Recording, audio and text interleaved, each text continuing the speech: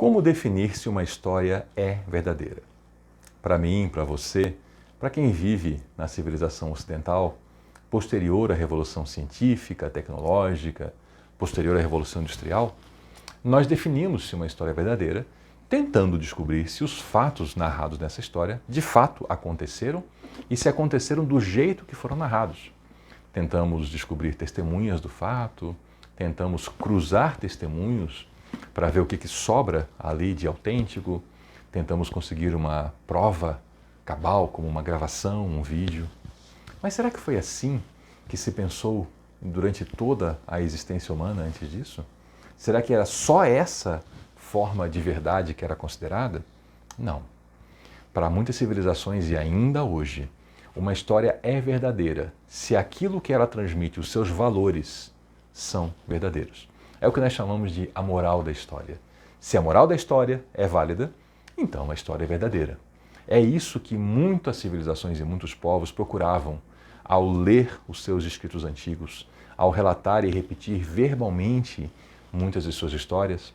Foi assim, por exemplo, que chegou até nós a famosa mitologia grega. É assim com muitas e muitas histórias. E nós temos agora a oportunidade de conhecer também um grande contador de histórias que nos ensinou grandes verdades por meio dos seus contos, das suas parábolas. Olá, eu sou o Carlos e aqui nós estudamos a Bíblia. Sejam bem-vindos. Vamos prosseguir no estudo do Evangelho de Marcos. Estamos no capítulo 4, estamos agora no verso 26. Jesus de Nazaré, Jesus Cristo, está contando parábolas. Ele está relatando fatos da vida cotidiana, diversas coisas, pequenos e grandes elementos, para com isso trazer as verdades espirituais, aquelas questões superiores que as pessoas não podem compreender de maneira direta. Então ele conta coisas cotidianas e com isso revela essas verdades. Nós vimos no vídeo anterior Jesus contando a famosa parábola do semeador, a parábola dos tipos de solo. E agora nós vamos ver, a partir do verso 21, eu falei 26, mas é o 21 na verdade, a parábola da lâmpada. Para isso eu tenho que lhe explicar o que era uma lâmpada nesse contexto, nessa cultura.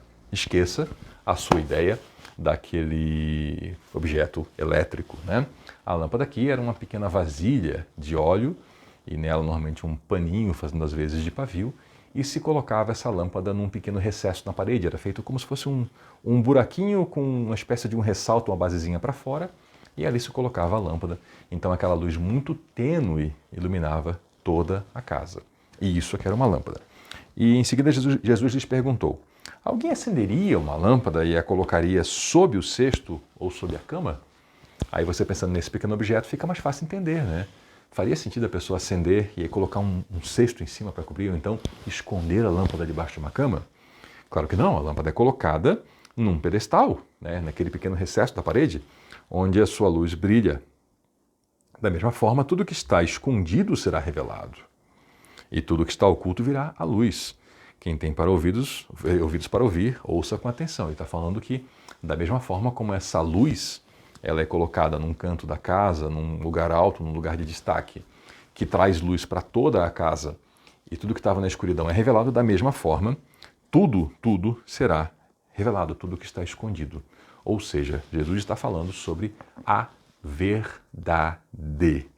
A verdade como princípio, como um valor, como uma coisa fundamental da existência humana. Isso que ele está nos trazendo aqui. E acrescentou: prestem muita atenção ao que vocês vão ouvir. Com o mesmo padrão de medida com que vocês adotarem, vocês serão medidos, e ainda mais será acrescentado a vocês. Pois ao que tem, mais será dado, mas ao que não tem, até o que tem lhe será tirado. Veja que ele está falando sobre luz, ele está falando sobre verdade, ele está falando sobre revelação de coisas ocultas. E ele falou: prestem atenção. Do jeito que vocês avaliarem os outros, assim vocês serão avaliados e ainda mais. Há uma tendência, e aí é uma verdade que a gente tem em todas as culturas, que as pessoas são tratadas, de modo geral, como elas tratam os outros. Pessoas rudes e arrogantes, elas não recebem compaixão e misericórdia. Isso é para as pessoas que são cheias de compaixão e misericórdia. Então, da maneira como se trata, é a maneira que se é tratado. Da maneira como se mede, se é medido e ainda mais é acrescentado. Pessoas generosas, por exemplo, elas têm uma tendência a receberem também generosidade e com acréscimo. E aí que o Senhor traz um princípio que também nós já vimos lá no Evangelho de Mateus, né? Quem tem, mais lhe será dado, mas o que não tem, até o que tem lhe será tirado. Esse é um princípio que ele pode ser aplicado a tantas áreas. Eu já vi professores universitários, pessoas com profundo conhecimento e que não seguem a doutrina cristã, pegando esse princípio e aplicando, por exemplo, a economia, aplicando, por exemplo, o conhecimento humano, a tantas e tantas coisas, né? Indicando que quando uma pessoa ela obtém algo, a tendência é que ela cresça naquela direção. E quando a pessoa está perdendo, a tendência é que ela vai perdendo mais, né? Então nós temos isso aqui como, por exemplo, um princípio ligado à verdade. Jesus falou agora há pouco sobre a lâmpada e a revelação das coisas ocultas. Ele falou sobre padrões de medida, né? Como é que nós avaliamos e tratamos os outros. E aí que então vem sobre o acrescentar e o perder. Se nós somos pessoas que vivemos pela verdade, somos pessoas que buscamos a verdade como um princípio poderoso e fundamental das nossas vidas. Somos pessoas que adotamos padrões justos nas nossas relações. Somos pessoas que somos generosos, fazemos o bem aos outros. A tendência é que isso que nós temos, o ter, o se relacionar é o ter alguma coisa, né? É o ter essa característica, mais nós teremos disso. Você exercita a generosidade e você se torna mais generoso. E que não tem até o que parece ter lhe será tirado, né? Então essa pessoa fica a zero. O que você começa a produzir na sua vida, o bem que você começa a produzir. Lembra que eu falei de conversão, né? Mudança de direção? Quando você muda de direção e começa a produzir o bem, isso vai lhe sendo acrescentado. Você se torna uma pessoa melhor em praticar isso, melhor em produzir esses frutos. Então, a quem tem, lhe será acrescentado. Mas Jesus também disse, né? Vamos lembrar aqui que Marcos, ele foi reconhecido lá no começo da história da igreja, inclusive por Papias, um sábio lá do passado que escreveu sobre Marcos, como alguém que era um discípulo de Pedro, uma pessoa muito importante na igreja, e que pegou diversos relatos de Pedro e botou no papel. Não necessariamente numa ordem cronológica, mas em grandes grupos. Então aqui ele está agrupando as parábolas. Em outro momento ele agrupou alguns eventos lá da Galileia, aqui ainda está na Galileia também, né? Então Marcos tenta agrupar mais ou menos por temas. Tanto que ele não fala, como alguns evangelistas fazem, né? Depois disso aconteceu aquilo, então deslocaram para cá. Marcos trata mais a temática. E aqui ele vem com outro tema. Então, ou melhor, outra parábola dentro desse tema, né? Jesus também disse, o reino de Deus é como um lavrador que lança semente sobre a terra. Novamente, uma parábola de semeadura. Novamente, uma parábola de um tema comum, as pessoas, algo do dia a dia. E esse lavrador lança a sua semente e noite e dia, esteja ele dormindo ou acordado, as sementes germinam e crescem. Ele está lá, ele já fez o seu lançamento de sementes, né? E ele não sabe como é que isso acontece, mas ele sabe que acontece. E a terra produz as coisas por si própria. Primeiro aparece uma folha, depois se formam as espigas de trigo, por fim amadurece o cereal. E assim que o cereal está maduro, o lavrador vem e corta com a foice, pois chegou o tempo da colheita. Bom, ele disse que o reino de Deus é assim, mas como assim? O que tem do reino de Deus nessa história? O que a gente pode entender? Quando é semeada, a palavra ele já falou anteriormente, né, que a gente pode pensar na semente como a mensagem do Evangelho. Existe um crescimento, que ele é dado pelo Espírito Santo, ele não é dado pelo semeador. Se você semear o Evangelho na vida de alguém, não é você que vai dar o crescimento, é o Espírito Santo. E talvez o crescimento aconteça sem você saber como. E você talvez se pergunte, como que aconteceu tudo isso na vida dessa pessoa? Eu só semeei uma mensagem pequena, né? Porque de fato a obra não é nossa, ela é do Espírito Santo, né? E aí então, quando, assim como acontece com o lavrador, né? Existe um crescimento, uma folhinha, uma espiga, e depois amadurece. E aí quando chega a hora perfeita, então vem a colheita, né? Chega a hora que essa pessoa, ela mesma está dando frutos, ela já está produzindo coisas boas pela vida, com uma vida, vamos dizer assim, autônoma dentro do Evangelho. E você que semeou a semente nem sabe como isso acontece, né? E ele falou ainda, como é que eu posso descrever o reino de Deus?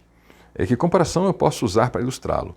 E aqui eu tenho que fazer uma pausa antes de chegar nessa comparação, porque pessoas apressadas, pessoas que não se detêm em meditar e falam rápido, sem pensar, falam algumas besteiras. E eu já ouvi gente dizendo, a Bíblia está errada, porque Jesus falou que a menor semente que existe é do grão de mostarda e a de orquídea é muito menor. E, por favor, me conte, você que é tão sábio, quais são as espécies de orquídeas que estavam lá ao redor daquelas pessoas para Jesus falar delas? Nenhuma. Entendeu? Ele estava falando do que as pessoas conheciam. E a menor semente que as pessoas conheciam era aquela. Imagine Jesus, aqui no ano 30 da era cristã. Imagine, tá? Graças a Deus não aconteceu isso. Ele dizendo, olha, no futuro será descoberto um outro continente e nesse continente haverão plantas exóticas e as pessoas vão chegar lá em caravelas e aí entre essas plantas vão encontrar uma coisa chamada orquídea, que tem algumas pessoas que vão achar que é um parasita, mas na verdade não é um parasita, é uma simbiose, que é diferente porque o simbiótico, isso, aquilo, tá. E tem uma semente, nesse ponto todo mundo já foi embora, acabou a história, ninguém entendeu nada, não funciona. Parábola é uma coisa próxima das pessoas, não é uma coisa distante. Então ele não podia falar de orquídea, então ele falou de grão de mostarda. Então, como é que ele pode escrever o reino de Deus? Que comparação ele usa? Como a sementinha da mostarda, que é a menor semente que eles têm das hortaliças, né? E aí eles plantam e tem uma espécie de mostarda no Oriente Médio que ela de fato vira um arbusto grande, né?